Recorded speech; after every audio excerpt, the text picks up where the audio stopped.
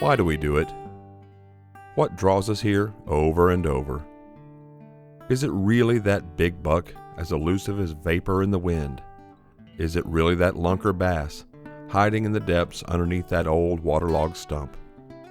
Or is it something else?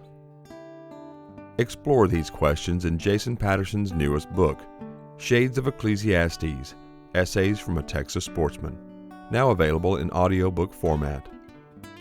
More than a memoir, this book explores the inner workings of all sportsmen, a search for what makes us love the outdoors and all of creation. Follow along as Patterson discovers the world around him with old friends, his daughters, and a loyal dog by his side. Now, the lake is full of vegetation and has become a destination lake for migrating ducks. Most of our hunts there are short, sometimes too short. The first few years the bag mostly consisted of ringnecks, but they have now been replaced by widgeon, gadwalls, mallard. I was in love. The land was absolutely beautiful beyond my wildest imagination. The cabin was the icing on the cake. I don't think I could have dreamed up a better camp if I had tried.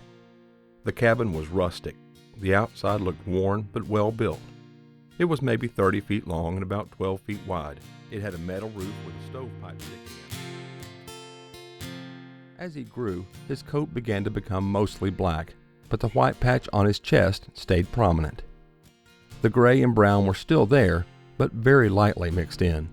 He was beautifully built, and it was obvious to everyone that saw him he was an athletic dog. He never grew a beard. I still have the picture from that day, her beaming with her blonde hair spilling out underneath her hat, my strap of ducks hanging around her neck, the duck's feet almost touching the ground. That was just the beginning for us. Since that day, we have hunted. One does not come to these rivers to catch giant fish. It's about the surroundings, and what these fish lack in size, they make up for in beauty. There's an amazing array of sunfish in this river. There are green sunfish, yellow bellies, red ears, bluegills, and even the Rio Grande perch, which is actually a cichlid. I am in a good mood in September. People look at me funny, knowing that I am a teacher and I'm whistling a tune, though my never-ending vacation has come to an end. For me, what is there not to be happy about? I can shoot little gray birds when the mood strikes me, and when I get home, I have the choice of watching either baseball or football, an unbelievable luxury. The first weekend of March. It took us the whole weekend, but with less than half an hour of legal shooting light on a Sunday, she managed to close the deal, knocking the gobbler down with Paw Paw's 410 loaded with triple alt buck. We were both ecstatic, and I now have another permanent member of the Society of Hunting, Fishing, and All Things Outdoors. Suddenly, the line tightened.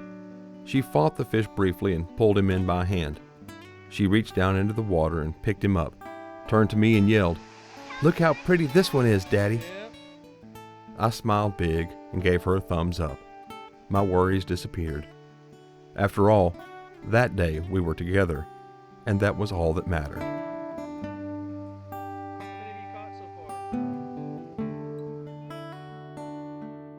If you are a sportsman,